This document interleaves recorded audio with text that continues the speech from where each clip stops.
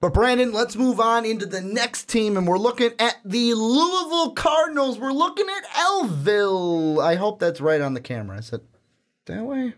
That way? Whatever. One of them's working. I hope that's the right way to throw up the L for Louisville because it's backwards for me, so hopefully it should be right side for them, but I don't know if there's a weird mirror thing going out the camera. But the big thing we got to talk about to start when it comes to the Louisville Cardinals.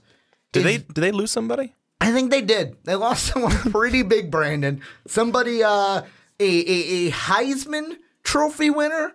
Some guy that I used to call Action Jackson. Getting closer. Lamar Action Jackson. Yeah. No longer on the team. Here's what I want to ask you. Just straight up, not beating around the bush, just going right after it.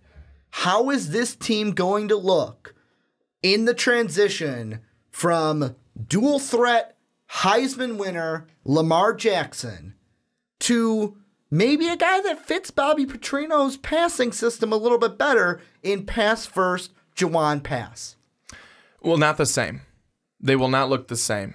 And when I get into it here in a minute, you'll see that it's really nothing to do with the offensive side of the football. All right. Lamar Jackson, yes, he's gone.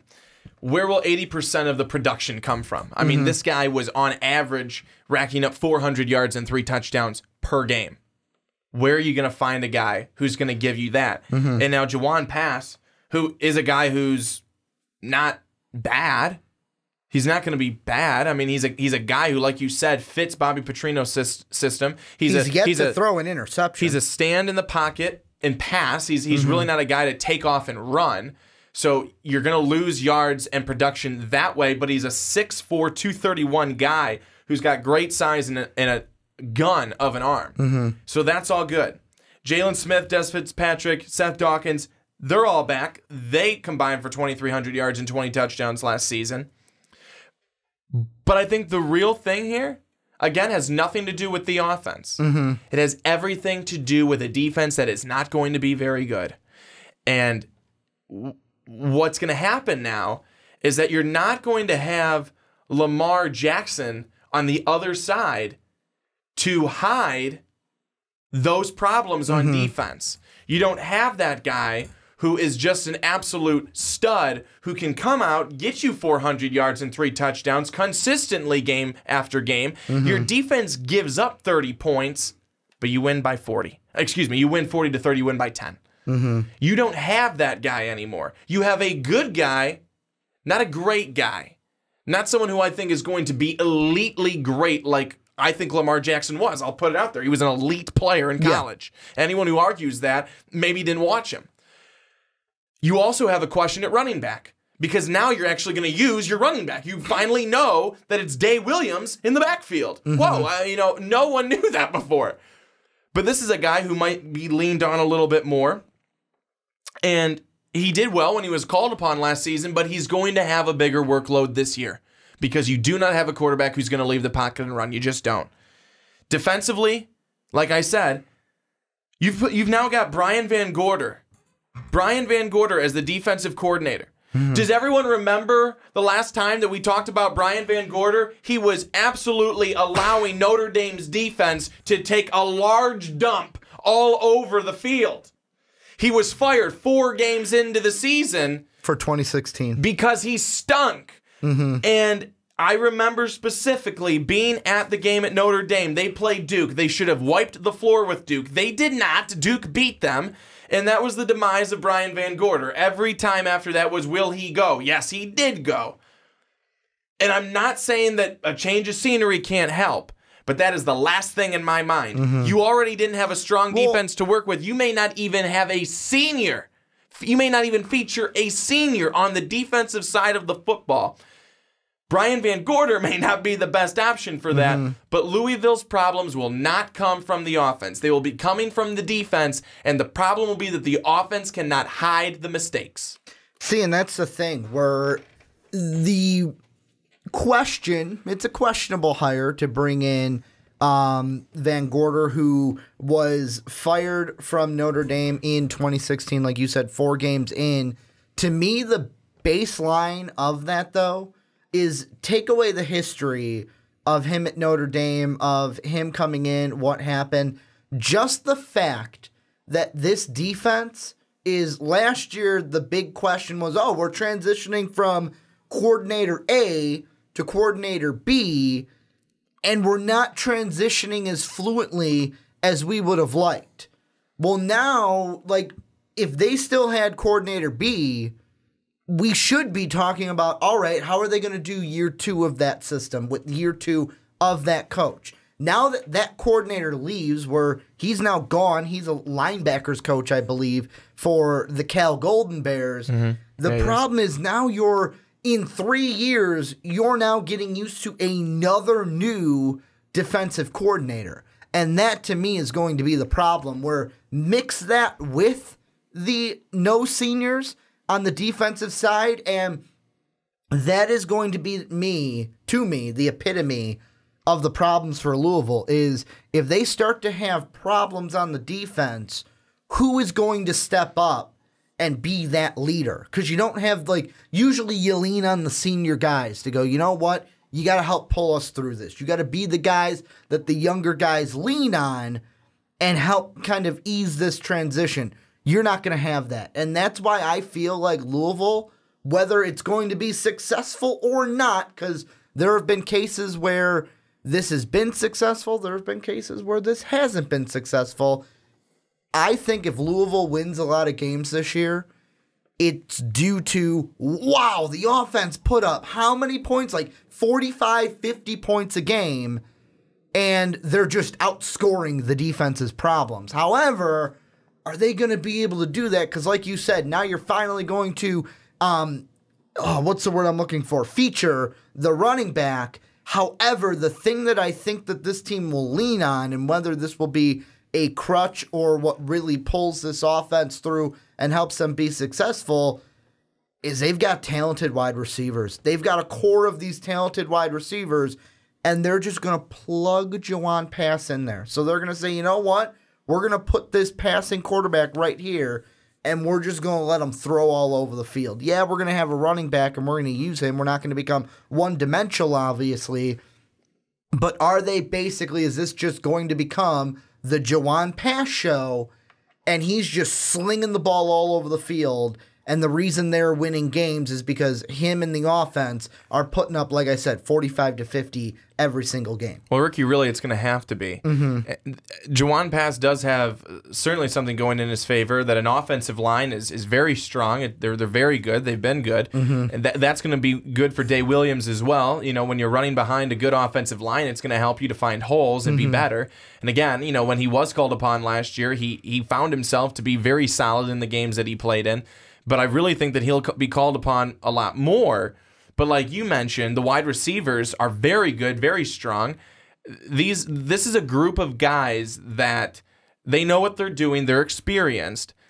This is going to be the crutch. You said it. This is going to be the crutch for Louisville. It's going to be them. And they cannot get injured. Let's just say that. They cannot get injured.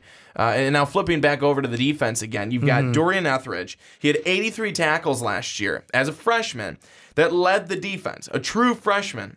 He's the only man returning who started all 13 games. That hurts. That hurts bad. I mean, Louisville, what they're going to be doing is they're going to be slotting in a lot of different guys in a lot of different positions. Is this year going to be, though, a kind of like a soft reboot? Mainly for the defense, because like you said, he's the only one returning all 13, because that's one thing that people are talking about, is this isn't the Louisville days of old where it was like, wow, we can lean on these talented guys that we got because Charlie Strong brought them in and everything. They don't have that anymore. They don't have this stockpile of talent that was there when Charlie Strong was bringing them in when he was the coach of the Louisville Cardinals. Well, here's what I think, is that they've got a soft rebuild offensively. Soft, very soft, because most of the guys were already there. You're putting in a new quarterback who, again, he's got the frame, he's got the build to be a good quarterback, and he's got the arm. It's now, will he have a good rapport with his receivers, with his running backs, and everything like that? The hope is yes, he will. So that's not the biggest problem. It's soft because you still are putting in a new guy who's coming in. And who's coming in for a guy who dramatically was better than most quarterbacks in the league and in the ACC. Defensively, it is a hard, full-out rebuild. You lose 3 starters in the secondary. You're leaning on one guy who 83 tackles as a true freshman last year to kind of be your anchor for a defense, who's the only guy who returns, who played all 13 games last season. Mm-hmm. You just flat out don't have a lot of talent defensively because, why? I think that this is a coaching mistake and flaw on the side of Bobby Petrino because he relied too heavily on the guys that he currently had instead of looking towards the future and seeing what he wasn't going to have in the long term. Well, it's what we look at. Short term, he was doing really well. It's what we look at with coaches. But in the long term, he was going to be screwed. It's exactly what we look at with coaches. Who's going to be the best guys for the college game are guys that can kind of juggle the game planning of right now, the recruiting of the future, and kind of do both. Where it's like, hey, I'm focusing on the here and now. I'm looking for the future being in the recruiting game, and who can juggle that back and forth to make sure they're a good team. Because this is a team that I know it's not like an Alabama program, but they were winning, so they should have been able to say, hey, you know what? We put good programs on the field. And the thing I look at is I look at the schedule, and I know we just talked about in the last segment the Florida State team. And I will say, the biggest thing that is, if Louisville was playing their game against Florida State in Tallahassee, I would have been saying that the Florida State Seminoles would win that game outright. The biggest game that helps them in that game is that it's at home, it's in Louisville, they don't have to go to Tallahassee to play it. But I look at this schedule, and here are all games that I either think for sure or have a little bit of a doubt that they could lose these games. Here's the ones I'm going to list. Alabama, that's a for sure one. They're not winning that game to open the year. They're going to start 0-1. Then I look at Boston College. That one being on the road with everything, with that defense, with what it could look like this year, I'm going to say Boston College wins that game. At Clemson on November 3rd. Not a chance they beat Clemson this year. Are you just going with all the road games? No, that's a key, though. Clemson, Syracuse, and then even the last two, NC State and even Kentucky. So you look at that 1, 2, 3, 4, 5, 6, and I'll throw Florida State as a maybe. That's 6 to 7 losses on the schedule that I would not favor at this point Louisville in some of those games. Now, the one against Syracuse, that one's a maybe. They could win that game. However, we talked about Syracuse. They should be a better team. That's going to be at the Carrier Dome. How is that going to be different being in Syracuse if that one was not at home in Louisville? NC State, they should be another really good team this year. I don't care that you're playing them at home. They can come in and beat you. And then Kentucky, well, they should be a better team. Sean and I looked at them on I think that was the SEC East podcast that we did. And I would even pick them over Louisville right now with what this defense could look like. So, I mean, I look at the schedule, and this could be one where it's like you lose to Alabama early, you get some 3, 4, maybe 5 wins, depending on how that Florida State game goes.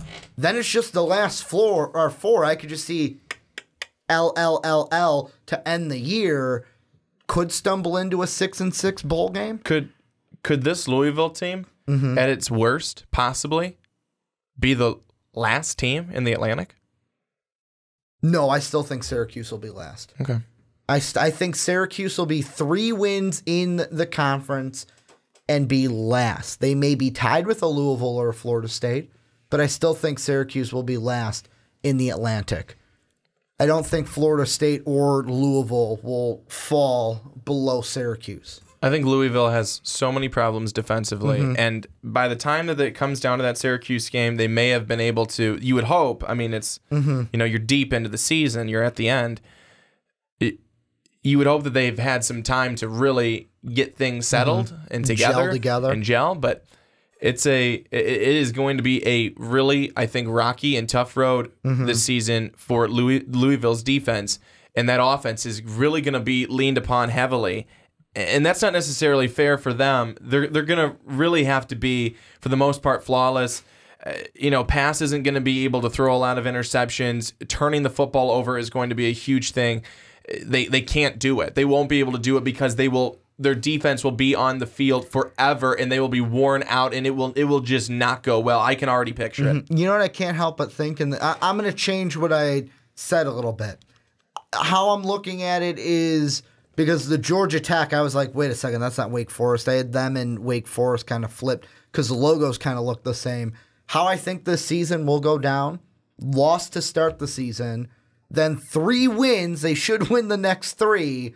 Florida State will be a question mark, lose the next 2, beat Wake Forest, lose the next 4 potentially. That's what we could be looking at for Louisville. So that would be what, 3, maybe 4 to 5 wins for Louisville. If you throw the Syracuse one in, boom, you've got 6. That's a ball game. So that's what we could be looking at for Louisville, and that to me is based solely off of what we could see from this defense. Because offensively, if they beat Syracuse, if they beat like Florida State, it's going to be because the offense came to town and won them those games. It's not going to be because, wow, the defense really held through and it was a 13-10 standoff. And you know what's going to happen now? What? Now that I've crapped all over their defense, Brian Van Gorder's going to be making them look like just this pristine squad that knows exactly what they're doing. That's exactly what's going to happen now. You do know that, right? Do you think that, when they brought him in, when it's like, all right, he's the guy, it was a questionable thing. Do you think it was the smart, obviously hindsight's going to be 20/20, and at the end of the year we're going to have a better answer. But right now, was it even the right decision to bring him in based off of what his resume looks like with that big 2016 kind of dark spot with the Notre Dame Fighting Irish sitting there on it? Because I don't know how they hired him with that on it. I just have such a foul taste in my mouth. Well, of being a Fighting Irish fan yourself. Of what it was. What that season was. There were no good things coming from that defense. It was bad. It was very poor. It was very porous. And they weren't just bad against good teams. They were bad against bad teams. Yeah. So that was the whole question mark for me. And that's going to be the question mark this year for Louisville. Okay, people will look at you, and if you are a porous defense against good teams, people will be pissed, but they'll understand. Okay, we got blown out by Clemson, at Clemson. Understandable. But if they allow Virginia to score 40, 50 points against them, that's not okay. That's not okay. The minute you start allowing a lot of points to be scored against the bad teams is the minute that it is getting really hot under the collar for that defensive coordinator and that head coach. You know what? Going back and looking at the box scores for some of those 4 games, I totally forgot that the first game that season for Notre Dame was the double overtime thriller in Austin, Texas. Because I remember watching that game late and seeing, all right, Charlie Strong throwing out the 16-wheeler formation with swoops in the backfield. And I believe he ran it in to win it, did he not? Is that how they won it? Or was that one stopped? They won 50 honestly, to 47. I can't remember. I remember the 16-wheeler. They did that multiple times during that game, but I can't remember how it ended. But you look at those 4 games, Texas puts 50 up. I know they scored 47, but Texas put 50 up on you. Nevada, you held them to 10, so kudos right there. You held Nevada to 10 points. But then Michigan State, 36, Duke 34 or 38. So it was like, is that a little bit of what we are going to see this year for Louisville, where it's their defense is giving up 35 to 40 points, so the offense better be averaging about 50 points a game? In my mind, yes, that's exactly what we're going to see. And if I want to go back to the same thing, when you were kind of, I don't want to say that you were bashing Willie Taggart, but you were kind of saying, well, Willie Taggart's not that great. And I was trying to say, well, he's coming from, one spot he had these guys, he's coming and he's going to be having a different group of guys. Well, that is also true for Brian Van Gorder. I think he has worse guys to work with now than he had even at Notre Dame. That's not a good thing, so best of luck. Well, I mean, not just that. Here's the last thing I'm going to say about it, and it's not just with Gorder. For me, it is also, I look at Bobby Petrino, because you look at it, and Charlie Strong was there from 2010 to 2013. Then Charlie Strong leaves for the Texas job, and he's in Texas 2014. That 2014 year was Petrino's first year on the job. The two things that I think of that could be an overlay this year is, first off, is, all right, what are we going to see now? Because basically everyone from that very last Charlie Strong recruiting class came in 2014, played 14, 15, 16, 17. They're gone. Most of them are gone unless a few of them got a fifth year or sat out a year. Most of them are gone, though. So most of these players are now your recruiting class. And number two will be, how much of the last 2 years of success was Lamar Jackson and not Bobby Petrino? And I want to just say that really quickly to go on to that point. I think Bobby Petrino is completely aloof to what is happening on his defense. And you want to know why? Because he had Lamar Jackson and he fell in love with what was going on in the offense. He fell in love with the high scoring. He fell in love with the big playmaking ability, the huge plays, all that good stuff. He fell in love with it and completely threw to the side his ex-girlfriend defense and never looked at them again. And now the ex-girlfriend has come back to haunt him and he is fucked. Well, this year could be the beginning. I'm just going to say it right now. Put a bookmark, flag this comment.